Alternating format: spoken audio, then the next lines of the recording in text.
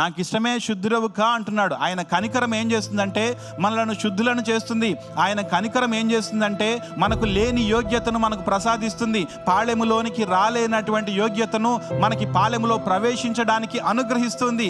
మనకు లేనటువంటి ఆ యొక్క జీవాన్ని ఆయన యొక్క మరణం ద్వారా మనం పొందుకోగలుగుతున్నాము. ఆయన కనికరం ఎంతవరకు వచ్చిందంటే ఆయన మన కొరకు చనిపోయేంతగా కూడా ఆయన మన మీద కనికరపడ్డాడు. ఏదో చిన్న సహాయం చేద్దామని పోయి మనం ప్రమాదంలో ఇరుక్కున్నప్పుడు ఎలా మనం ఫీల్ అవుతామండి? ఒక్కొక్కసారి మనం ఏదో చిన్న హెల్ప్ చేద్దామని పోతే నా మీదే నింద వచ్చిందండి అని చెప్పేసి చాలా వాపోతూ ఉంటాము. అయితే యేసుక్రీస్తు ప్రభువుల వారు ఆ నిందను పడడానికి వెనకాడలేదు. నిందకు తగినటువంటి శిక్షను భరించడానికి కూడా ఆయన వెనకాడలేదు. ఎందుకంటే ఆయన మన మీద కనికరము చూపించడమే కాదు, ఆ కనికరం మనలో ప్రేమగా మారిపోయింది ఆయనకు. Christ gives us purification.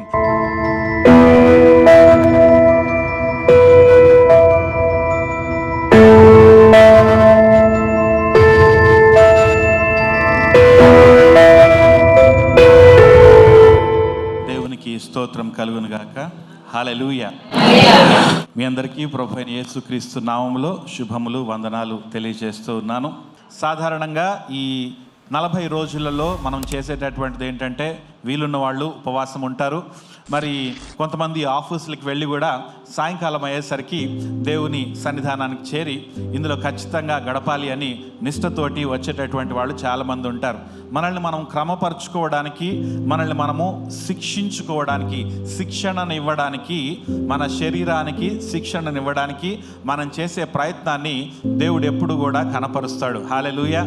కాబట్టి చాలామంది ఇలా చేసేవాళ్ళని మీరేదో ఆచరణబద్ధంగా ఆచారప్రాయంగా చేస్తున్నారు అని నిందించేవాళ్ళు లేకపోలేదు. అయినప్పటికీ మనము ఏం చేస్తున్నామంటే ఈ ఆచారంగా చేసేటటువంటి దాన్ని మన యొక్క నిజమైనటువంటి వ్యక్తిత్వంగా మార్చుకోవడానికి మనం ప్రయత్నిస్తూ ఉన్నాం. హల్లెలూయా. సరే, ఈరోజు మనము ఒక వాక్యాన్ని మనం తెలుసుకుందాం. మన యేసుక్రీస్తు ప్రభువుని మనము ఏమని పిలుచుకుంటామంటే కనికర సంపన్నుడు అని పిలుచుకుంటాం కదండి. ఆయన కనికర సంపన్నుడు. మన దేవుడిని ఏమని పిలుచుకుంటామంటే కనికర సంపన్నుడు అని పిలుస్తాం. కనికర సంపన్నుడు అంటే కనికరం అనేటటువంటి లక్షణాన్ని ఎంతో అధికంగా తన దగ్గర కలిగినవాడు అని అర్థం. అంటే ఏదో కొద్ది పాళ్లలో కలిగినవాడు కాదు. కనికరం విషయంలో ఆయన ధనికుడు అని అర్థం. ఆయన దగ్గర చాలా కనికరం ఉందని అర్థం. ఆయన దగ్గర ఎంత కనికరం ఉందంటేనండి, ఆయన దగ్గర ఉన్నటువంటి కనికరము మన కొరకు దాసుని స్వరూపము ధరించుకునేలా చేసింది. మనము ఎలాంటి స్వరూపంలో ఉన్నామంటే దాసుని స్వరూపంలో ఉన్నాం. బానిస బ్రతుకుల్లో ఉన్నాం. బానిసగా ఉండేటటువంటి వాళ్ళ బట్టలు సరిగా ఉండవు. చిరిగిపోయిన దుస్తులుంటే దాంతోటే సర్దుకుపోవాలి. నలిగిపోయిన దుస్తులుంటే దాంతోటే సర్దుకుపోవాలి. అవి వాసన కొట్టే దుస్తులుంటే వాటితోటే సర్దుకుపోవాలి. బానిసకు హక్కులు ఉండవు. ఇలాంటి పరిస్థితుల్లో ఉన్నటువంటి దాసుడు అనేటటువంటి స్థితిలో మనమున్నాము. దాస్యంలో మనమున్నాము. అందుకే ఐగుప్తు దాస్య గృహం నుంచి దేవుడు మనల్ని విడిపించాడని మనము చాలాసార్లు చదువుకుంటూ ఉన్నాము, నేర్చుకుంటూ ఉన్నాం. దాస్య గృహంలో ఉన్నటువంటి మనము దాసుడి పని చేసేటటువంటి వాళ్ళలాగానే ఉంటాము. మనము ఎలాంటి వస్త్రాలతో ఉన్నాము అనేది పెద్దగా పట్టించుకోము. ఎందుకంటే మన యొక్క డిజిగ్నేషన్, మన యొక్క పోర్ట్ఫోలియో ఏదైతే ఉందో అది మనకు ఏమాత్రం కూడా ఘనత కలిగినటువంటిదిగా ఉండదు. కాబట్టి మరి మన కొరకు ఆయన మనల్ని ప్రేమించడానికి గాను ఆయన ఏం చేశాడంటే దాసుని స్వరూపాన్ని ధరించుకున్నాడు. ఆయన కూడా మనలాంటి బట్టలే వేసుకున్నాడు. ఎందుకంటే మనలాంటి బట్టలు వేసుకొని మనతో కూర్చుంటేనే మనము ఆయనతోటి దగ్గరగా మసలగలుగుతాం. లేకుంటే అందరూ కూడా పాపం కూలి వాళ్ళు ఉన్నప్పుడు ఒక ఆయన బాగా సూటు బూట్ వేసుకొని గుప్పుమని కొట్టేటటువంటి సెంటు కొట్టుకొని ఒక పెద్ద రోల్స్ రాయిస్ కార్లో దిగితే వాళ్ళందరూ కూడా చాలా వినయంగా ప్రదర్శిస్తారు, దూరం జరుగుతారు. ఎందుకంటే ఈయన మాకంటే చాలా అధికంగా ఉన్నాడు, గొప్పోడు, ఈయన్ని ముట్టుకుంటే ఏమైద్దో, ఈయనకి మా దగ్గర నుంచి ఏ చెడ్డ వాసన వస్తుందో అని చెప్పేసి అందరూ దూరంగా ఉంటారు కదండి. అయితే అలా మనం ఎక్కడ దూరం అయిపోతామోనని యేసుక్రీస్తు ప్రభువుల వారు వచ్చేదే మనల్ని రక్షించడానికి. కాబట్టి ఆయన ఏం చేశాడంటే దాసుని స్వరూపాన్ని ధరించుకొని మనలాంటి యూనిఫామ్ వేసుకొని మనలాంటి దాసుని ఆ స్వరూపాన్ని ధరించుకొని రూపాన్ని ధరించుకొని మనుష్యుల పోలికగా పుట్టి ఈ లోకానికి వచ్చాడు. దీని వెనకాల ఉన్నది ఏంటంటే ఆయన కనికర సంపన్నుడు. కాబట్టి ఆయన దగ్గర ఎంత కనికరం ఉందంటేనండి, మన దగ్గరికి మనుష్యుని పోలికగా రావడం మాత్రమే కాదు, ఆయన సిలువలో రక్తం కార్చేంత వరకు కూడా ఆ కనికరం ఆయనను తీసుకువెళ్ళింది. ఈ సందర్భంలో కనికరానికి, కృపకు, ప్రేమకు మధ్య కొన్ని వ్యత్యాసాలు మనం తెలుసుకోవాలి. ప్రేమ అన్నది సాధారణంగా మ్యూచువల్ రెస్పాన్స్ని కలిగి ఉంటుంది. అంటే నేను ఒకరిని ప్రేమించాలి అంటే నేను ఊరికనే ప్రేమించను, వాళ్ళు నా మనసుకు నచ్చాలి. వాళ్ళు నా మనసుకు నచ్చాలి అంటే వాళ్ళలో నేను మెచ్చే క్వాలిటీ ఏదో ఒకటి ఉండాలి. అప్పుడే నేను వాళ్ళని ప్రేమించగలుగుతాను, వాళ్ళని ఇష్టపడగలుగుతాను. వాళ్ళలో మెరిట్ అన్నా ఉండాలి, వాళ్ళలో అందం అన్నా ఉండాలి, వాళ్ళలో నాణ్యత అన్నా ఉండాలి. ఇవన్నీ ఏది లేకుండా ఒక దాన్ని ప్రేమించడం అన్నది చాలా కష్టం. సో ప్రేమ అన్నది ఎప్పుడైనా సరే అవతలి వ్యక్తిలో ఉండేటటువంటి కొన్ని లక్షణాలను అది రిక్వైర్మెంట్గా కలిగి ఉంటుంది. అయితే కనికరం అనేది ఏంటంటే బైబిల్లో కనికరం, దయ, జాలి మూడు కూడా ఒకే రకంగా ప్రస్తావించబడ్డాయి. అంటే వేరువేరు స్థలాల్లో వేరువేరుగా పిలువబడినప్పటికీ ఈ మూడింటి యొక్క ఇంటెన్షన్ ఒకటేనమాట, అర్థం ఒకటే.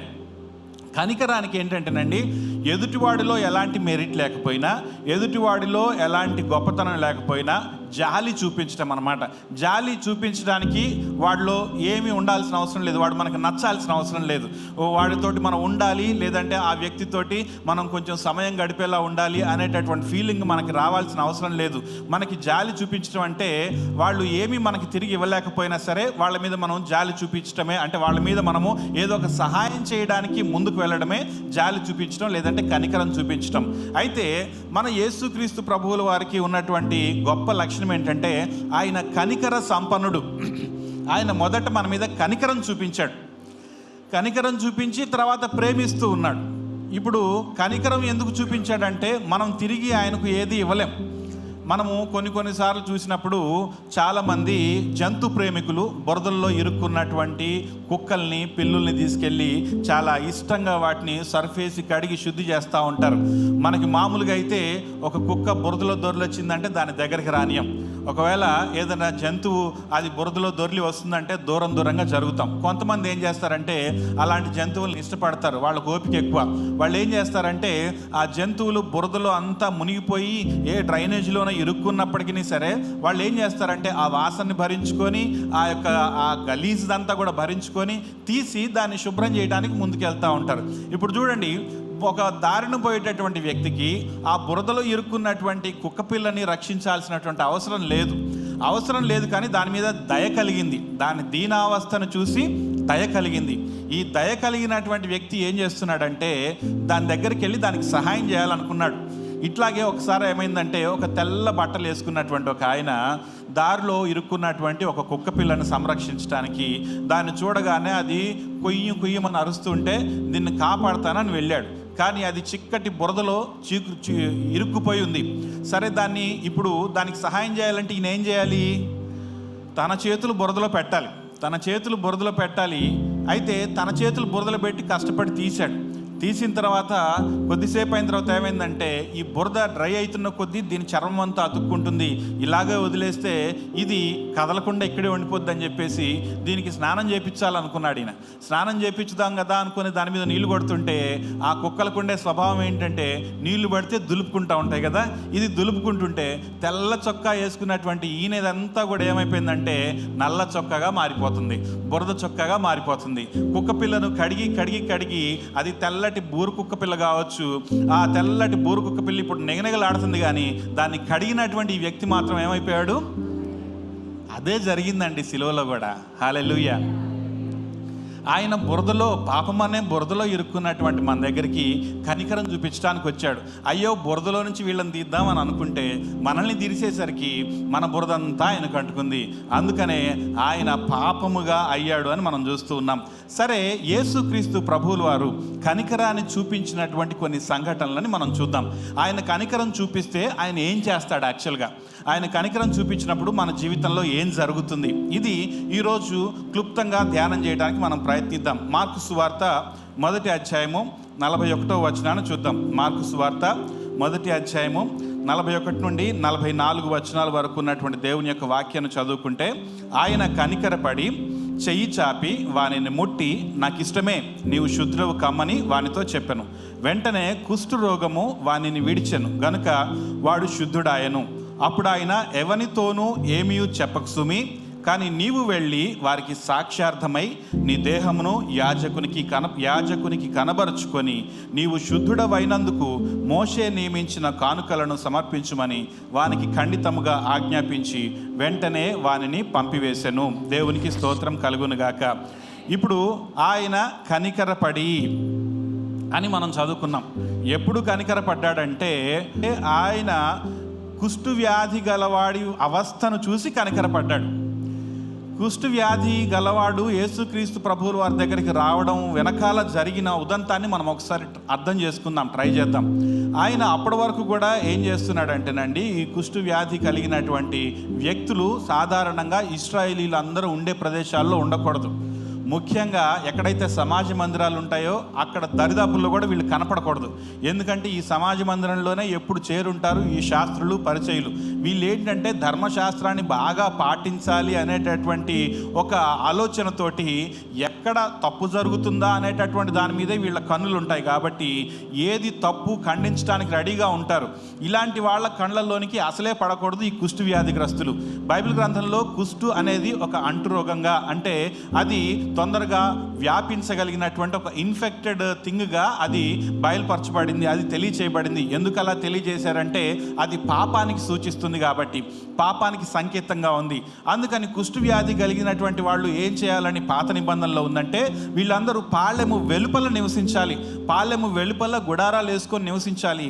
వీళ్ళు పాళెములోనికి రాకూడదు. ఎప్పటి వరకు రాకూడదంటే వాళ్ళ కుష్టు వ్యాధి వాళ్ళకి తగ్గిపోయేంత వరకు వాళ్ళు రాకూడదు. అంటే వాళ్ళని అశుద్ధులుగా, అపవిత్రులుగా ఆనాటి సమాజం ఎంచింది. ఎందుకు అంటే అది కూడా, అందులో కూడా వాస్తవికత లేకపోలేదు. అలా కుష్టు వ్యాధి కలిగినటువంటి ఆ ఇన్ఫెక్షన్ మిగతా వాళ్ళకి చాలా మందికి సోకుతుంది. మనలో కూడా ఇప్పటికీ చాలా ఫోబియా ఉంటుంది. కుష్టు వ్యాధిగ్రస్తుల్ని తాకటానికి ఎవరు ఇష్టపడరు. నిజంగానే అది తాకుతుంది. కుష్టు వ్యాధిగ్రస్తులతోటి సహవాసం చేసిన వాళ్ళకి కుష్టు వ్యాధి రావడాన్ని మనం చాలాసార్లు చూసాం కూడా.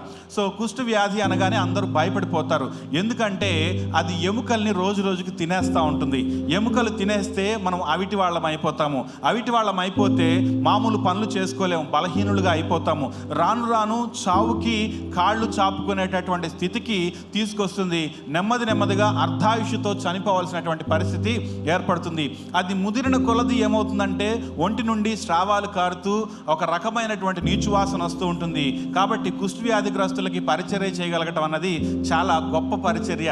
అందరికీ ఆ మనసు ఉండదు. మదర్ తెరీసా గారు భారతదేశం వచ్చి ఎక్కువగా కుష్టు వ్యాధిగ్రస్తుల మధ్యలో పరిచర్య చేశారు. కలకత్తా అనేటటువంటి ప్రాంతంలో అసంఖ్యాకంగా ఉన్నటువంటి ఆ జనాల మధ్యలో ఆవిడ తనకు కుష్టు వ్యాధి వస్తుందేమోనని భయపడకుండా, ఆ నీచు వాసనకి ముఖమంతా చిట్లించి పెట్టుకోకుండా ఆమె ప్రేమతోటి ఆ కుష్టు వ్యాధిగ్రస్తులను పట్టుకొని, వాళ్ళు వాంతులు చేస్తుంటే చేతులతో పట్టుకొని ఆమె వారి కొరకు పరిచర్య చేసింది. ఆ ప్రభావం ఊరికనే పోలేదండి. ఈరోజు అనేక మంది ఆమెను చూసి ఇన్స్పైర్ అయ్యి చాలామంది కూడా అలాంటి పరిచర్యలు చేస్తూ ఉన్నారు. హల్లెలూయా. సో ఇది ఎందుకు చెప్తున్నానంటే, కుష్టు వ్యాధి ఎంత దారుణమైందో నేను తెలియజేయడానికి నేను చెప్తున్నాను. ఇలాంటి వ్యాధిలో ఉన్నటువంటి ఒక వ్యక్తి ఎలా తప్పించుకొని వచ్చాడో తెలియదు. ఆయనకి యేసుక్రీస్తు ప్రభువు ఏ విధంగానైనా స్వస్థపరుస్తాడని అర్థమైంది, నమ్మకం వచ్చింది.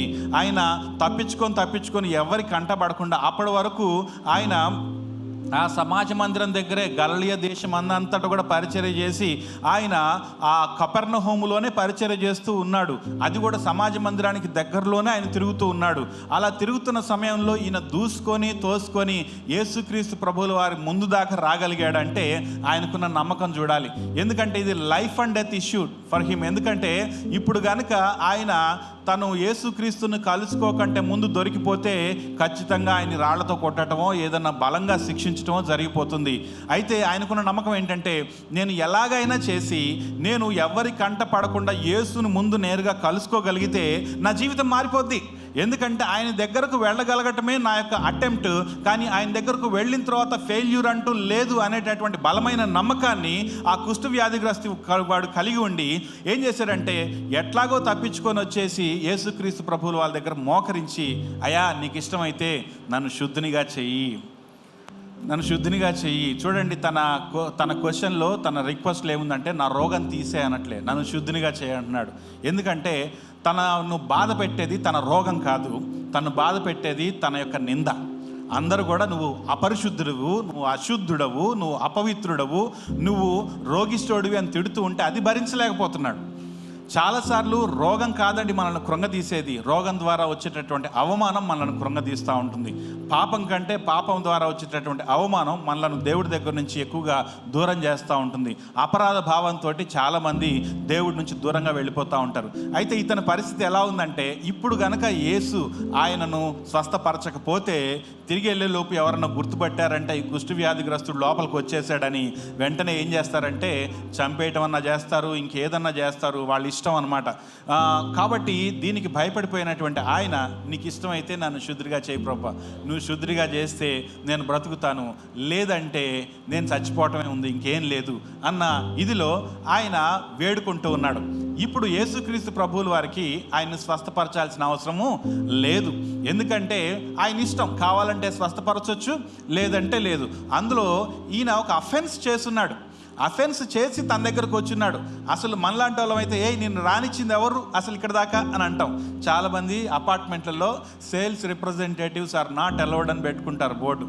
పొరపాటున ఎవడన్నా వాచ్మెన్ కళ్ళు గప్పి పైదాకా వచ్చి మన కాలింగ్ బిల్ కొట్టాడంటే అసలు మొత్తం బీపీ ఎక్కువైపోయి ఆవేశం వచ్చేసి వాచ్మెన్ని బండబూతులు తిట్టుకుంటూ, నువ్వు ఎటు కళ్ళు నెత్తికాస్తున్నావు, ఈ ప్లేస్లో ఎవడన్నా దొంగోడు వస్తే ఏం చేస్తావు నువ్వు, సేల్స్ రిప్రజెంటేటివ్ మా ఇంటికి ఎట్లా వస్తాడని చెప్పేసి మొత్తం వీరంగం చేస్తూ ఉంటారు కొంతమంది. వాడేంటంటే ఇప్పుడు ఎట్లాగూ అపార్ట్మెంట్ లోపలికి కూడా రానియట్లేదు, రోడ్డు మీద నేను కేకలు వేసుకుంటే నా లైఫ్ ఇన్సూరెన్స్ కొనండో అని నేను అరవలేను, అక్కడ నా ఫ్లాట్లు ఉన్నాయి, ప్లాట్స్ ఉన్నాయి కొనండి అని అరవలేను, కాబట్టి ఏదో ఒక రకంగా చేసి నేను లోపలికి రావాలని దూసుకొస్తూ ఉంటాడు వాడి బాధ. ఇప్పుడు కొంతమంది ఏం చేస్తారంటే, సరే అలాగో వచ్చాడు కదా అని మంచితనం చూపించి, సరే నువ్వేం చెప్తావో చెప్పు అంటారు. ఇది కనికరం అనమాట. కనికరం ఏంటంటే, శిక్ష నువ్వు అనుభవించాల్సి ఉంది, ఇప్పుడు నేను కావాలంటే నేను పట్టించవచ్చు, కానీ నేను నిన్ను పట్టించట్లేదు, నీ మీద నేను మంచితనం చూపిస్తున్నా, ఇదే కనికరం. ఇప్పుడు యేసుక్రీస్తు ప్రభువులు వారు ఆ కుష్టు వ్యాధిగ్రస్తుడిని, నువ్వు ఇలా వచ్చేవేంటి, నేను చెప్పనా వీళ్ళతోటి, ఇప్పుడు నేను చెప్తే నీ సంగతి ఏమైపోద్ది అని చెప్పి బెదిరించడం లేదు, కానీ ఏమంటాడంటే నాకు ఇష్టమే అంటున్నాడు. హల్లెలూయా. నాకు ఇష్టమే, నీవు స్వస్థత పొందటం, నీవు శుద్ధుడు కావడం నాకు ఇష్టమే అని, అది కూడా ఎంత ఇష్టాన్ని చూపిస్తున్నాడంటే, ఇప్పుడు అతనితోటి మాట మాత్రం సెలవిచ్చి స్వస్థపరచవచ్చు, కానీ తన ఇష్టాన్ని కూడా చూపించాలి కదా. తన కనికరం ఎంతవరకు ఉందంటే, ఆ కుష్టు వ్యాధిగ్రస్తుడిని ముట్టుకునే అంతదాకా వెళ్ళిపోయింది. ముట్టుకోకుండా స్వస్థపరచొచ్చండి, కానీ ముట్టుకొని స్వస్థపరుస్తున్నాడు. ఎందుకంటే నిన్ను ముట్టుకోవడానికి నాకేం అభ్యంతరం లేదని చెప్తున్నాడు. నేనేదో గొప్ప యూదుడినని నువ్వు నా దగ్గర మోకరించాల్సిన అవసరం లేదు, నేను కూడా నీ గురించి నిన్ను తాకి స్వస్థపరచాలన్న ఇష్టంతో ఉన్నాను, నువ్వు నేను ఒకటే అన్నట్టుగా ఏం చేస్తున్నాడంటే తను తాకుతున్నాడు, తను చేయి పట్టుకుంటున్నాడు. హల్లెలూయా. దేవుని ప్రేమ దేవుడిని మన స్థాయికి దిగేలా చేసింది, మనము దేవుని స్థాయికి వచ్చేలా చేసింది. దేవుడు చూపించినటువంటి కనికరము, ఆ శుద్ధీకరణ ఆయనకి ఇష్టం.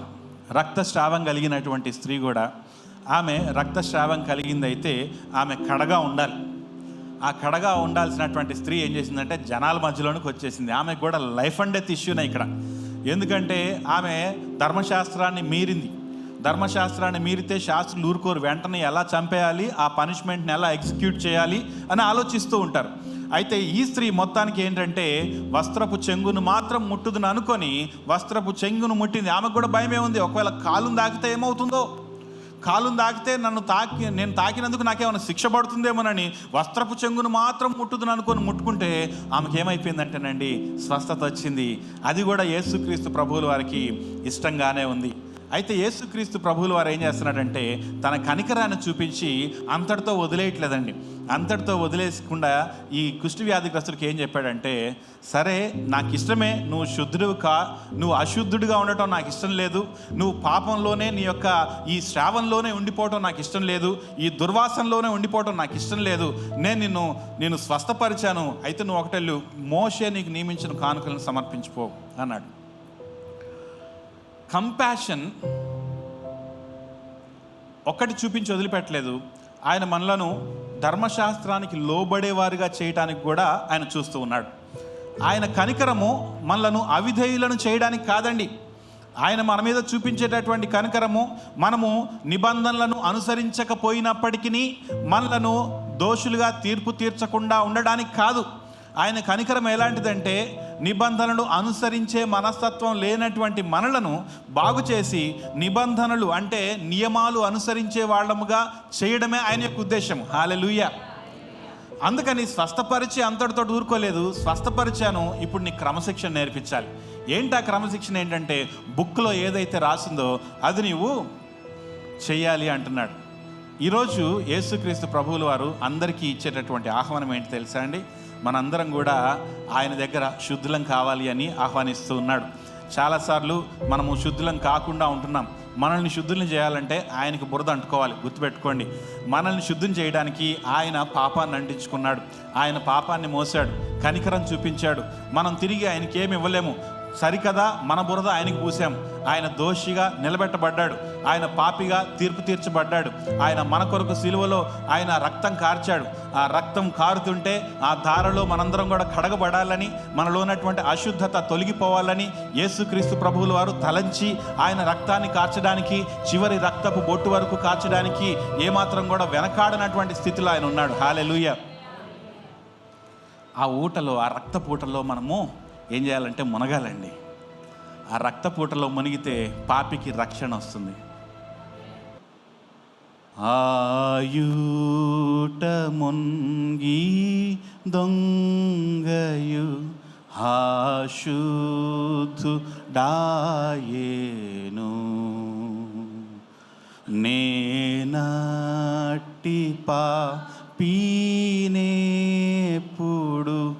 నేనందు మున్గుదున్ యేసుండు నాకు మారుగా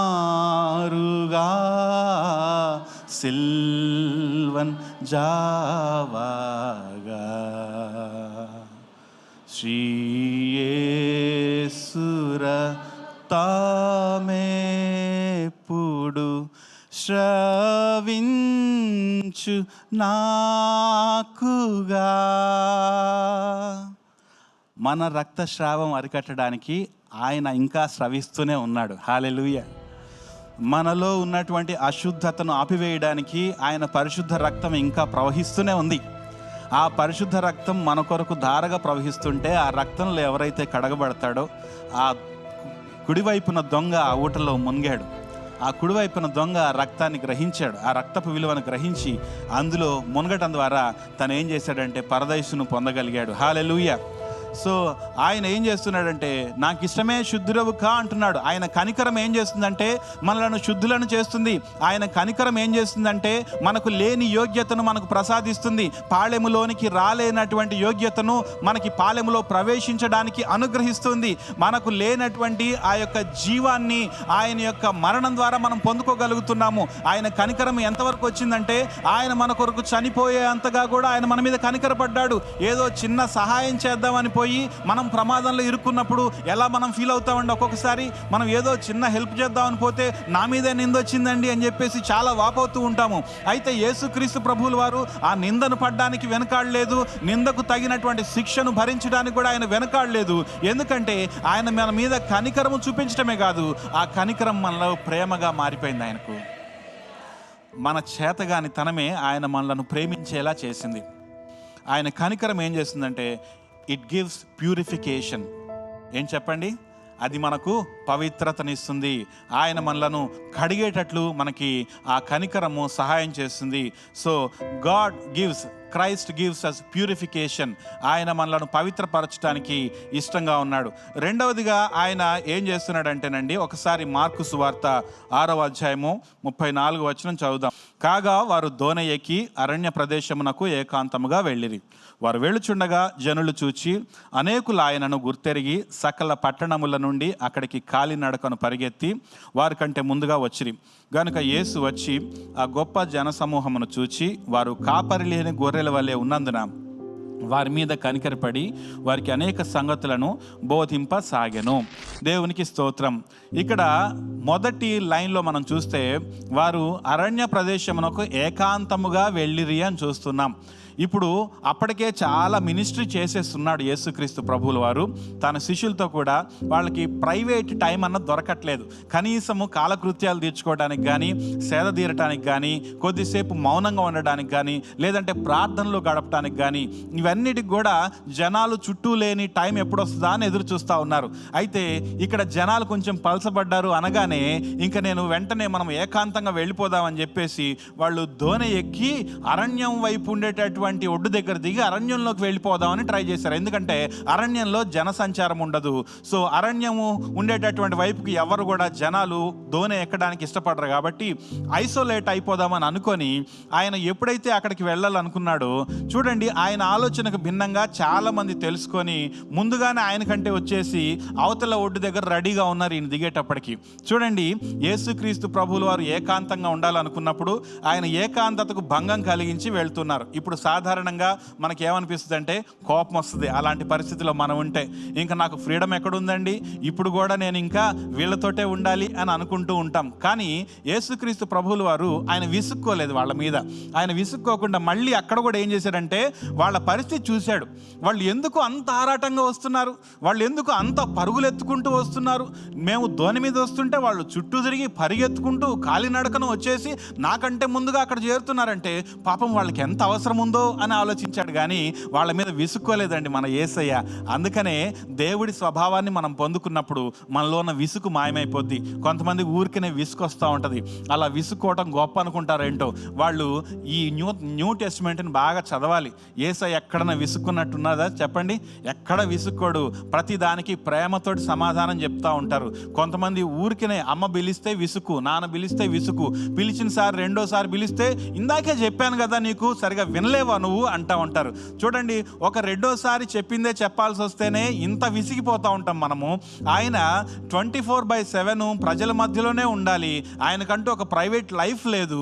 అలాంటి వ్యక్తి జనాలందరూ మళ్ళీ కూడా వచ్చి రెడీగా ఉన్నారు. ఇప్పుడు వీళ్ళందరూ నా దగ్గర నుంచి ఏం ఎక్స్పెక్ట్ చేస్తున్నారో అన్నప్పుడు ఆయన విసుక్కోవాలి. కానీ ఆయన విసుక్కోలేదు. ఆయన దీర్ఘశాంతం చూపిస్తూ ఉన్నాడు.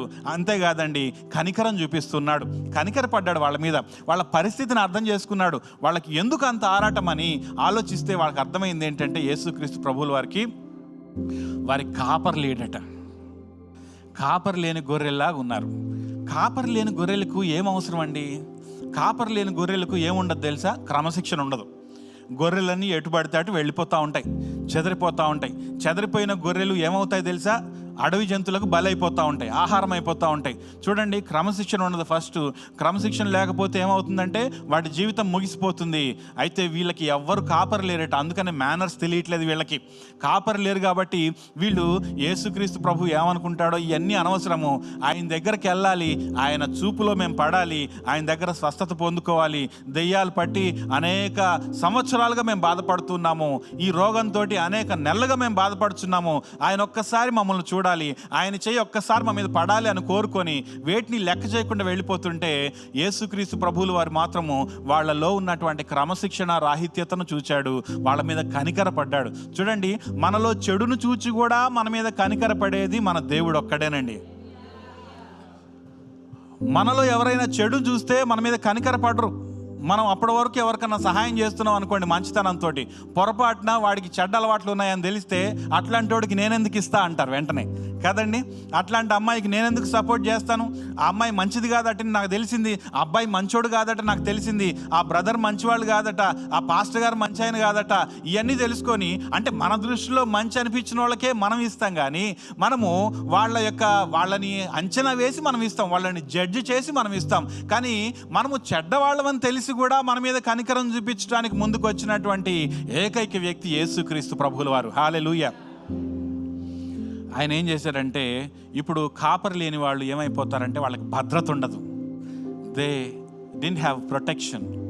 వాళ్ళకి భద్రత లేదండి. ఎందుకంటే కాపరి లేకపోతే అడవి జంతువులు ఇష్టం వచ్చినట్టు లాక్కెళ్ళిపోవచ్చు. వాటికి కావలసినటువంటి లేత గొర్రెలను లేత మేకలను అందుకొని వెళ్ళిపోవచ్చు. అడవి జంతువులకి ఆహారం అయిపోయేటటువంటి చెదిరిపోయినటువంటి పరిస్థితిలో ఉన్నటువంటి ఆనాటి ప్రజలను యేసు చూసి కనికరపడ్డాడు. కనికరపడి వాళ్ళకి ఏం చేశాడు తెలుసా? అనేక సంగతులను బోధింపసాగాను. హల్లెలూయా. వాళ్ళ మీద కనికరం వస్తే వాళ్ళకి అన్నం పెడితే ఒక ఎత్తు కానీ, వాళ్ళకి ఏదైనా సహాయం చేస్తే ఒక ఎత్తు కానీ, లేదంటే వాళ్ళ రోగాల్ని స్వస్థపరిస్తే ఒక ఎత్తు కానీ, కనికరపడి ఆయన ఏం చేస్తున్నాడంటే వాళ్ళకి అనేక సంగతులను బోధిస్తున్నాడు. అంటే వాక్యం చెప్తూ ఉన్నాడు. వాళ్ళకి ఏ అవసరం ఉందో తెలుసుకున్నాడు యేసయ్య. వాళ్ళకు ఉన్న అవసరత ఏంటంటే అప్పటికప్పుడు స్వస్థత కాదు, వాళ్ళకి కొంతమందిని స్వస్థపరిచాడు, కానీ అన్నిటికంటే ఎక్కువ అవసరం ఏంటంటే వాళ్ళకి దేవుని వాక్యం అవసరం. అందుకని కూర్చోబెట్టి అనేక సంగతులు బోధిస్తూ ఉన్నాడు. ఎందుకు వాక్యం అవసరం? కాపరి లేనటువంటి గొర్రెలకు, కాపరి లేకుండా చెదరి ఉన్నటువంటి గొర్రెలకు వాక్యం ఎందుకు అవసరం అంటే, మనము కాపరి లేనటువంటి గొర్రెలుగా ఉన్నప్పుడు ఏంటంటే ఒంటరిగా ఉంటాం. ఒంటరిగా ఉన్నప్పుడు మన దగ్గరకు ఒకడు వచ్చేస్తాడు. ఎవరు చెప్పండి? సాతాను వచ్చేస్తాడు. సాతాను వచ్చేసి ఏం చేస్తాడు? శోధిస్తూ ఉంటాడు, రకరకాల ఆలోచనలు ఇస్తూ ఉంటాడు. నేను గొప్పోడిని కదా, నాకు ఎందుకు విలువ రావట్లేదని ఆలోచన ఇస్తాడు. నేను గొప్పదాన్ని కదా, నన్ను ఎందుకు గుర్తించట్లేదని ఆలోచన ఇస్తాడు. సాతాను వచ్చేసి మనలను నేత్రాశ, శరీరాశ, జీవపుడంబము అనేటటువంటి శోధనలతోటి మనలను రెచ్చగొట్టడానికి, మన అధికారులకు తిరగబడడానికి, మన కుటుంబంలో వాళ్ళకి తిరగబడడానికి, మన సంఘంలో పాస్టర్ గారికి తిరగబడడానికి, నా నాయకులకు తిరగబడడానికి వాడు ప్రోత్సాహం ఇస్తూ ఉంటాడు. వాడు ఏం చేస్తూ ఉంటాడంటే, నువ్వు గొప్పడివి కదా, నీకు అందరూ మొక్కట్లేదేంటి అనేటటువంటి ఆలోచన మనకిస్తాడు. నువ్వు ఇంత బాగా చేస్తున్నావు కదా, నీకెందుకు గుర్తింపు రావట్లేదు, నువ్వు కదా అసలైనటువంటి స్తోత్రార్హుడవు, నువ్వు కదా అసలైనటువంటి గొప్పతనాన్ని, మహిమను పొందుకోవాల్సినటువంటి వాడవు, వాళ్ళెవరో పొందుకుంటున్నారేంటి అనే ఆలోచన ఇస్తాడు. యేసుకు కూడా అదే ఇద్దామని చూశాడు. నువ్వు పస్తులు ఉండాల్సిన అవసరం ఏంటయ్యా, ఈ రాళ్ళను రొట్టెలుగా చేసుకొని తిను అంటే ఏం చెప్తున్నాడంటే, దేవుడు నీకు అన్నం పెట్టుకుని ఉన్నానా ఇంతసేపు, నువ్వు చేసుకోలేవు అన్నం. దేవుడి మీదకి తిరగబడ్డానికి ఏం చేస్తున్నాడంటే టెంప్ట్ చేస్తున్నాడు. ఇప్పుడు యేసుక్రీస్తు ప్రభు ఎలా ఎదిరిచ్చాడు? వాక్యంతో ఎదిరిచ్చాడు. వెంటనే చేతులు మలిచి ఫైటింగ్కి దిగలేదు. చాలామంది దెయ్యాలు ఎలగొట్టే వాళ్ళని చూస్తే వాళ్ళు అలాగ చేస్తూ ఉంటారు, ఆ మనుషుల్ని పట్టుకొని. దెయ్యాన్ని ఎలగొట్టే దేవునని మనుషుల్ని ఎక్కువ దెబ్బలు దంతా ఉంటారు, జుట్లు బీకి, ఈ బీకి.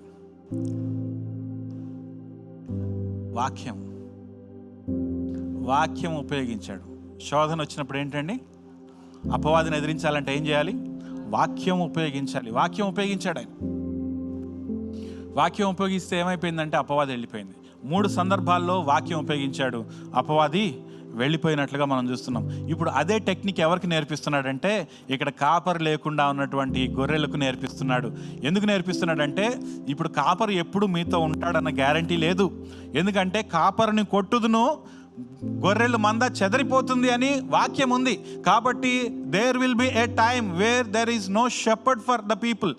ప్రజలకు గొర్రెల కాపరి లేనటువంటి సమయము ఆసన్నమవుతుంది. మీరందరూ ఒంటరిగా ఫైట్ చేయాలి. కాబట్టి నేను చేయాల్సింది ఏంటంటే, మిమ్మల్ని స్వస్థపరచడం మాత్రమే కాదు, మీకు ఆహారం పెట్టడం మాత్రమే కాదు, కానీ మిమ్మల్ని వాక్యంలో బలవంతుల్ని చేయాలి, వాక్యం ద్వారా బలోపేతం చేయాలి. అందుకని వారికి కావాల్సినటువంటి అవసరత ఏదైందో అది గుర్తించి ఆయన ఏం చెప్తున్నాడంటే, వాక్యం ద్వారా బలపరుస్తూ అనేక సంగతులను బోధిస్తూ ఉన్నాడు. కాబట్టి వీళ్ళకి ఎప్పుడైనా అపవాది ఎదురైనప్పుడు ఏం చేస్తారంటే వీళ్ళు వాక్యం ఉపయోగిస్తారు. హల్లెలూయా.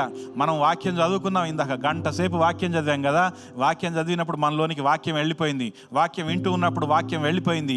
ఇప్పుడు అపవాది మనలను రెచ్చగొట్టినప్పుడు ఏం చేయాలంటే వాక్యాన్ని ప్రయోగించాలి. అపవాది మనలను మన పొరుగు వారి మీదకి ఉసిగొలిపినప్పుడు ఏం చేయాలంటే, పొరుగు వారి మీదకి ఒంటి కాలు మీద వెళ్ళిపోవటం కాదు, అపవాది మీదకి వెళ్ళిపోవాలి వాక్యం ద్వారా. హల్లెలూయా. మన దేవుడు సమాధానకర్త అయిన దేవుడు. మన ద్వారా సమాధానమే రావాలి, గొడవలు రాకూడదు. గొడవలు రాకూడదు అంటే సాతాను గాడి మాట వినకూడదు, దీర్ఘశాంతం నేర్చుకోవాలి, ఆత్మ ఫలము మనం కలిగి ఉండాలి. సో ఆయన ఏం చేస్తున్నాడంటేనండి, మనకు ప్రొటెక్షన్ ఇస్తూ ఉన్నాడు, సాతాన్ని ఎదిరించడానికి వాక్యాన్ని బోధిస్తూ ఉన్నాడు. మూడవదిగా ఒకసారి మార్కు సువార్త 8వ అధ్యాయము 2వ వచనం. సో ఫస్ట్ది హీ గివ్స్ అస్. కానీ యేసయ్య వాళ్ళు ఎంత దూరం నుంచి వచ్చారో కూడా చూశాడు, ఎన్ని రోజుల నుంచి తినలేదో చూస్తున్నాడు. యేసయ్య కేవలము మన ఒక అవసరతను తీర్చే దేవుడు కాదండి, మనకున్న అన్ని అవసరతలను తీర్చే దేవుడు. హల్లెలూయా. కేవలం వాక్యం చెప్పి కూర్చోబెట్టే దేవుడు కాదు, ఆయన భోజనం పెట్టే దేవుడు. He gives us provision. ఏం చెప్పండి? ప్రొటెక్షన్ ఇస్తాడు. ఇప్పుడు ఏమిస్తాడు? ప్రొవిజన్ ఇస్తాడు, ఏర్పాటు కలగజేస్తాడు. ఇరుకులో విశాలతను కలగజేసే దేవుడు, పచ్చిక బయళ్లలో మనలను పరుండజేసే దేవుడు, శత్రువు దగ్గర మనకు శత్రువు ఎదుట ఆహారమును సిద్ధపరిచే దేవుడు ఆయన. హల్లెలూయా. ఆయన మన కడుపును చూస్తున్నాడు, మన నడకను చూస్తూ ఉన్నాడు. మన దగ్గర ఏది లేనప్పుడు మనకు పోషణకర్తగా ఉంటున్నాడు.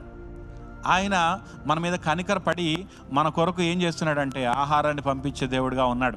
ఇశ్రాయేలీలకి అరణ్యంలో ఆహారం లేనప్పుడు వాళ్ళకి మన్నాను కురిపించాడు. ఆ తర్వాత మళ్ళీ ఆహారం కావాలనుకున్నప్పుడు, కొంచెం వెరైటీ ఫుడ్ కావాలనుకున్నప్పుడు పక్షులను కూడా పంపించాడు, పూరేళ్లను పంపించాడు ఆయన.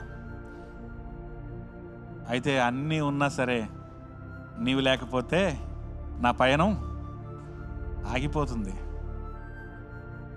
ఆయన కనికరం ఎంత దాకా వచ్చిందంటే, సరే మోషే అడిగాడు, అన్నీ ఉండి నువ్వు లేకపోతే నా పయనం ఆగిపోద్ది ప్రభు, నేను వెళ్ళనంటే, నేను రావాలంటే నేను నీ కొరకు బలి కావాల్సిందే, కాబట్టి నేను వస్తాను పద అన్నాడు ఆయన. ఆయన సన్నిధి ఆయనతో కూడా వచ్చింది. ఆయన సన్నిధి యేసుక్రీస్తు ప్రభువుల వారి ద్వారా మనతో కూడా ఉండి మన కొరకు సిలువ దాకా నడిచొచ్చింది. సిలువకి ఎక్కేంత వరకు కనికరం చూపించాడు ఆయన యేసయ్య. ఇశ్రాయేలీయులకి ఏం లేనప్పుడు ఆయన ఆహారాన్ని ఇచ్చాడు, రాజ్యాన్ని ఇచ్చాడు.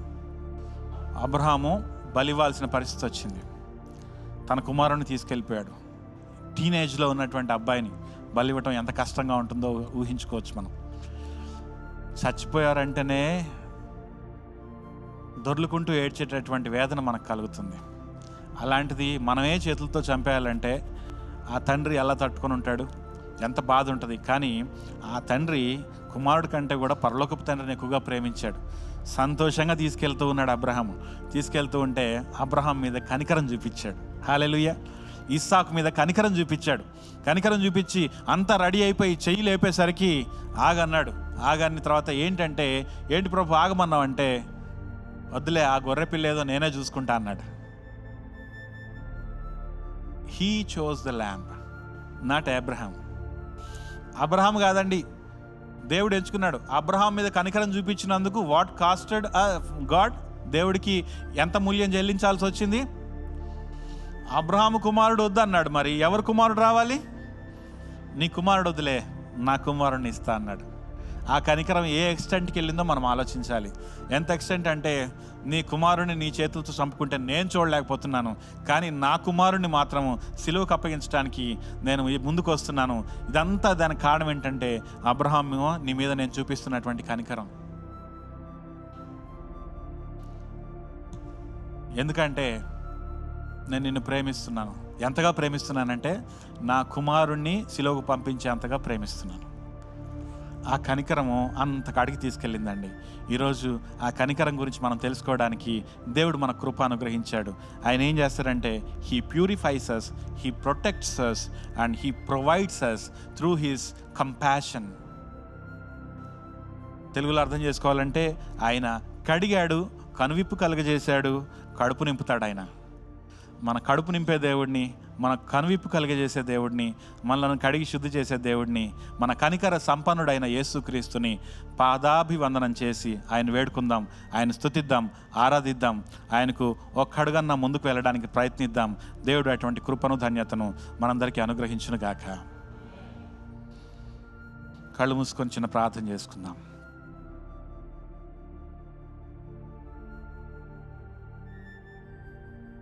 హల్లెలూయా, హల్లెలూయా. ఎవరంతటి వారమే మీ నోరు తెరిచి ప్రార్థన చేయండి. కనికరం గల దేవా, మా ప్రేమ గల తండ్రి, నీకు స్తోత్రములు నాయనా. నీ వాక్యం ద్వారా నీవు మాతో మాట్లాడావు ప్రభా. నీవు మమ్మలను పవిత్రపరిచే దేవుడవు ప్రభా, మమ్మలను శుద్ధీకరించే దేవుడవు ప్రభా, మా పాపాన్ని కడిగే దేవుడవు తండ్రి, మమ్మలను మా పాపముల నుండి మమ్మలను పవిత్రపరిచే దేవుడవు ప్రభువా. మా మీద కనికరపడి నాయన, నాకు ఇష్టమే, నీవు బాగుపడటం నాకు ఇష్టమే అని నాతో పలికిన దేవుడవు ప్రభువా. నేను చెదరి ఉన్నప్పుడు అనేక సంగతులను బోధించడానికి ఇష్టపడిన దేవుడవు ప్రభువా. ఆత్మస్వరూపివైన దేవానికి స్తోత్రము నాయన, వాక్యరూపివైన దేవానికి స్తోత్రము నాయన. నీ వాక్యమును మా హృదయములలో ముద్రించండి ప్రభువా. మా ఆకలిని తీర్చేదేవా, మా కడుపు నింపేదేవా, అన్నిటినీ చూచుకునే దేవానికి స్తోత్రము నాయన. మాకు బదులుగా మీ ప్రియకుమారుని పంపిన దేవానికి స్తోత్రము నాయన. ఇక్కడికి వచ్చి ప్రార్థన చేసిన ప్రతి ఒక్కరి ప్రార్థనను ఆలకించండి ప్రభు. ఎందరైతే కన్నీటితోటి ప్రార్థిస్తున్నారు, వారి హృదయ వేదనను ఇక్కడ కుమ్మరిస్తున్నారు. ప్రతి ఒక్క వేదన, ప్రతి ఒక్క ఆవేదన, ఆక్రందన అవి నీ సన్నిధికి చేరి ఉంది ప్రభు. వారిలో ఉన్నటువంటి ప్రతి బంధకాన్ని ఇప్పుడే యేసు నామములో బంధిస్తున్నాను. యేసు నామంలో వెళ్ళగొడుతూ ఉండగా అవి ఇక మీదట ఉండడానికి వీల్లేదు ప్రభు. చెరలో ఉన్న వారిని విడిపించుట కొరకు ఈ లోకానికి వచ్చిన దేవా, ఇదిగోనైనా ప్రతి బంధకాన్ని యేసు నామంలో మేము తెంచివేస్తున్నాం. రోగము నుండి విముక్తి కలుగును గాక, బాధ నుండి విముక్తి కలుగును గాక, అప్పుల నుండి ఆవేదనల నుండి విముక్తి కలుగును గాక, నిందల నుండి విముక్తి కలుగును గాక, అవమానము నుండి సిగ్గు నుండి విముక్తి కలుగును గాక. ఈ సిలువ పండుగలు ముగినంతలో ప్రభా, ప్రతి ఒక్కరు నాయన నీకు మరింత దగ్గర అవడానికి నీ కృపను చూపించమని, నీ ఆత్మచేత నింపుమని యేసయ్య నామములో అడిగి ప్రార్థించి వేడుకొనుచున్నాము తండ్రి. ఇప్పుడు మన పరమ తండ్రి అయిన దేవుని ప్రేమ, కుమారుడైన యేసుక్రీస్తు ప్రభువుల వారి కృప, పరిశుద్ధాత్మ దేవుని యొక్క నిత్యమైన సహవాసము, ఆదరణ, నడిపింపు ఇప్పుడు ఎల్లప్పుడు మనకు తోడై ఉండి మనలను నడిపించునుగాక.